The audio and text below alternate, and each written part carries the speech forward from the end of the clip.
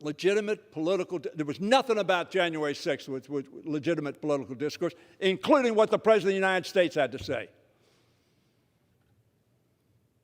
At that point in time, Donald Trump.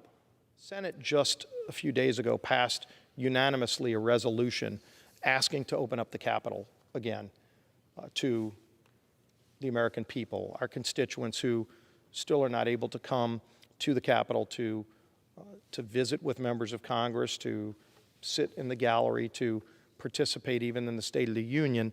It was a unanimous resolution in the Senate.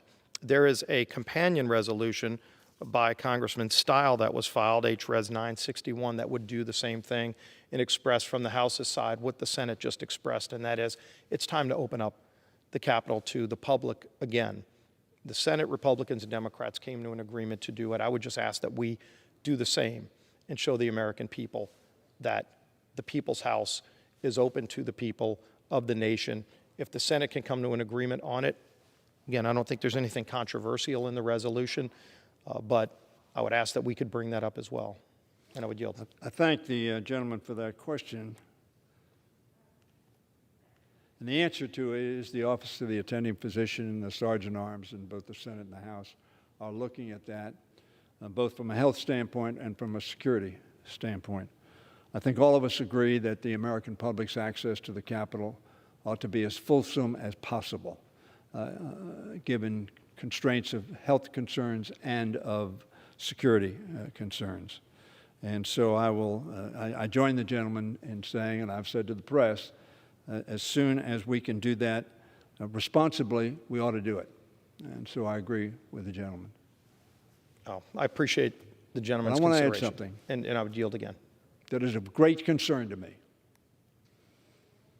And I hope we have agreement in this House. And I hope we have agreement in the United States Senate. I have been shocked, deeply saddened,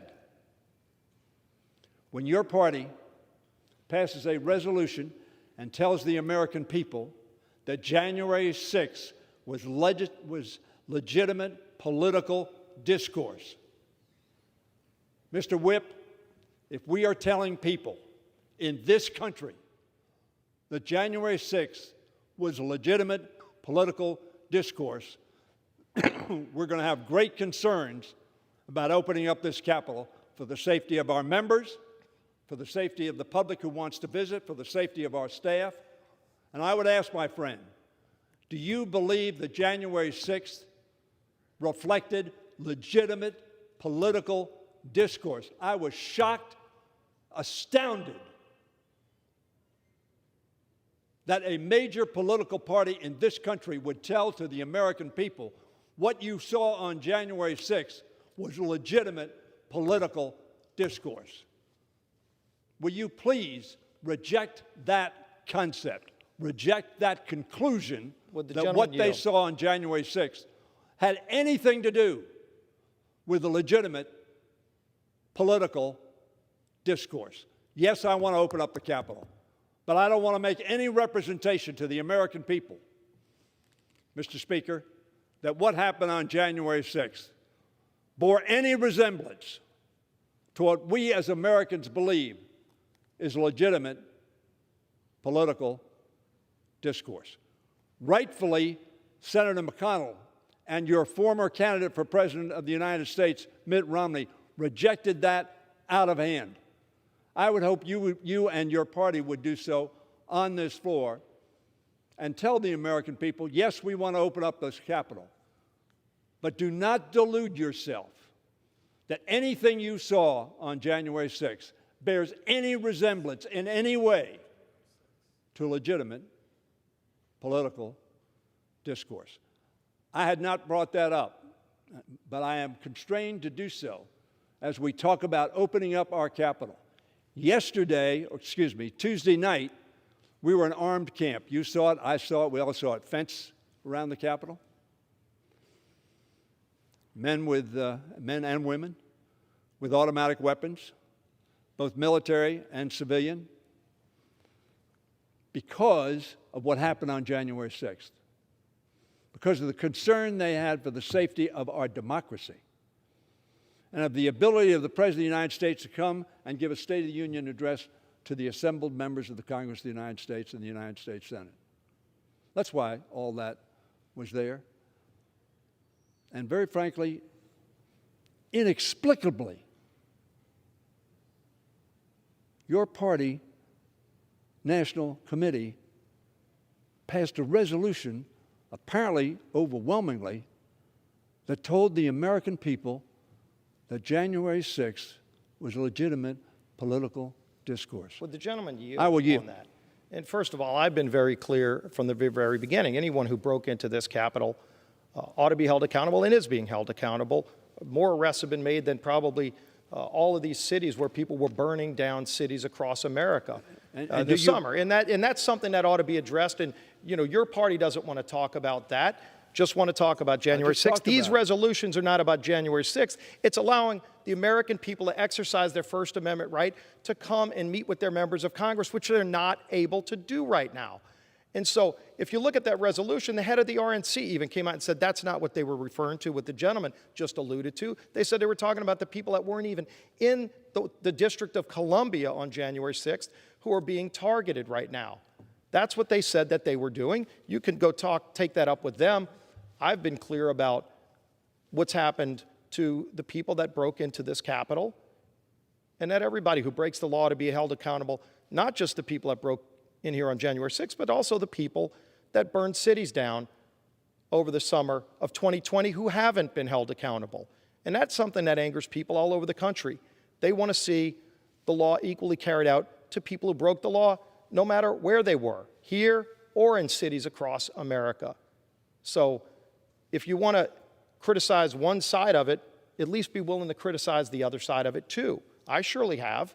I haven't heard it from your side. Be more than happy to hear the gentleman talk about people who were shooting at cops, killed cops, beat up people in streets, burned down police stations, government buildings in cities, took over cities, and haven't been held accountable. Shouldn't they also be held accountable? I say both should be held accountable. Does the gentleman agree with that? And I would yield. Mr. Speaker, the equivalency that my friend from Louisiana tries to make between citizens, some who committed crimes, but citizens who are coming because they're seeing their children's lives taken because of the color of their skin. And what happened on January 6th to undermine our democracy, our Constitution, and our election of a President of the United States reflects the resolution the Republican National Committee passed. Legitimate political discourse. They weren't talking about the people. Nobody saw, some people saw, obviously, the president incite those people to come from where that political discourse, that discussion, it sounded like incitement to me, maybe not to you. And they came from the White House at the president's instruction, Mr. Speaker. Go down to the Capitol. Stop the steal. Give them hell. Fight like hell. Instructing the Vice President of the United States to do what the Vice President of the United States concluded was illegal and not within his power. And came into the Capitol calling for the life of the Vice President and the Speaker of this House. There is no equivalency, but they continue, Mr. Speaker, to make that equivalency, to justify what was done on January 6th. That, oh, well, everybody does it. No, they don't. It's the first time in history, history that it's happened. And for a national committee, when the Whip and I are talking about what I think we both want to do, open up this Capitol, make it more accessible, have people come in, gun-free, weapon-free, come into this Capitol, see their democracy in action. That resolution was read by the American people as, oh, it's okay.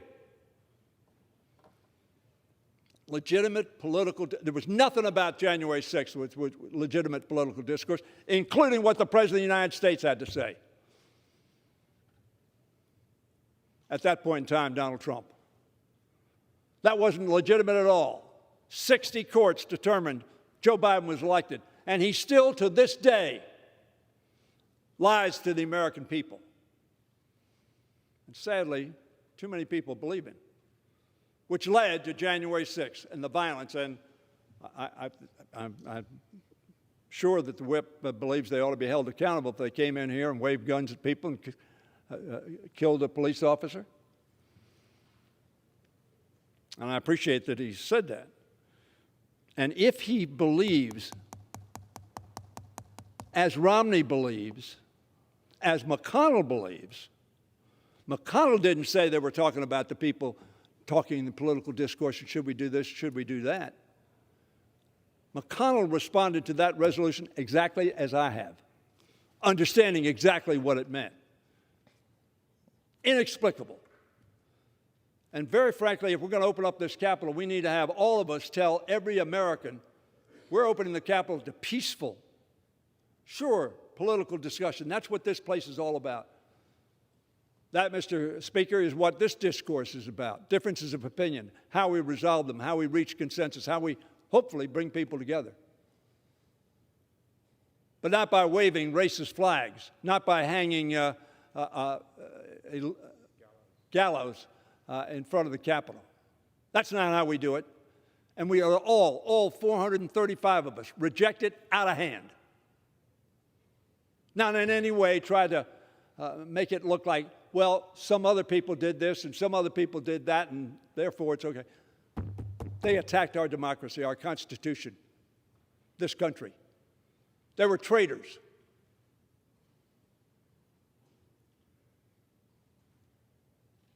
And we ought to all reject that kind of conduct out of hand. Not try to rationalize it by some other group did this and some other group did that. People with grievances. The constitutional, it does not guarantee you being able to shoot at people, police or non-police. It doesn't justify destroying property. That's criminal activity. I agree with that 100%. And no city was burned down. A little bit of hyperbole there, Mr. Speaker. Were the things done that shouldn't have been done? Yes. Were the things that shouldn't have been done in things that happened on this Capitol? Yes. But January 6th was not analogous to any of those things. It was an attempt to undermine our democracy, our Constitution, and the election of the President of the United States by this Congress in approving what we should have no discretion one way or the other, and that is what lawfully is done in each state and send its electors here. What President Trump kept asking Mr. Pence to do was ignore the votes of the American people, ignore the lawfully elected electors and the result of their deliberations. So I say to Mr. Scalise, Mr. Scalise, my friend, he's a good man. But if, the famous quote is, if nothing is necessary for the spread of evil, but that good men do nothing. And that's why I tell my friend, I was so appalled at the rhetoric of that Republican National Committee resolution, in what it says to people around this country who may have a grievance, who may be angry. And as McConnell interpreted it, the resolution was speaking to what happened on January 6th. Whether it was at the White House and incitement, whether it was at the White House and deployment, or whether it was here in execution of what was clearly a coordinated effort to prohibit the Congress from carrying out its constitutional duties, expressed and acted out. So I say to my friend in conclusion, I didn't mean to get into this today, but your question obviously spurred my feeling about this, because yes, we want to open up the Capitol. But I don't want to give any citizen the thought that the Capitol is being opened so they can come in here, threaten the lives of a vice president, threaten the lives of a speaker, threaten the lives of the minority leader or the Republican whip or any others of us. Mr. Speaker, the Republican whip is my friend. He was badly injured by a criminal who may have been deranged or whatever, but no excuse, who attacked because he was a Republican. Totally unjustified, totally heinous in its execution. And he has shown, the whip has shown extraordinary courage, Mr. Speaker, in coming back, and I know it's been hard, it's been tough for him. And all of us admire him for the courage he's shown in coming back and condemn in the severest terms any kind of action that would have put him or any other of our members, of our staff, of the visitors to this Capitol at risk. So we're considering it. We want to open up. American people ought to have access to their Capitol. And I yield back. Thank the gentleman for yielding. And just again, we condemn violence of all kinds. Political violence, people that just commit violence because they want to, or they think they can get away with it, or they think somebody will bail them out if they do it. But we should do it across the board. And the punishment fits the crime. The laws are on the books. It's the prosecutors who go after people, and they are. In some instances, it should be in all instances. And so I'll continue to call it out on both sides. I would hope on the other side we hear that as well, not just when they see it in one place, but when they see it in all places. And I would hope we would open up the People's House and get the Capitol back open to the American people who want to and have a right to come and express their views on issues. They might want to send an email, they might want to make a phone call, but they also might want to go to the office and sign that logbook and try to sit down either with the member of Congress or their staff to convey their feelings. And we just hope that happens. Again, the Senate unanimously said they want that to happen. I would hope the House would do it too. And with that, I would yield. Yield back the balance of my time. The gentleman yields back.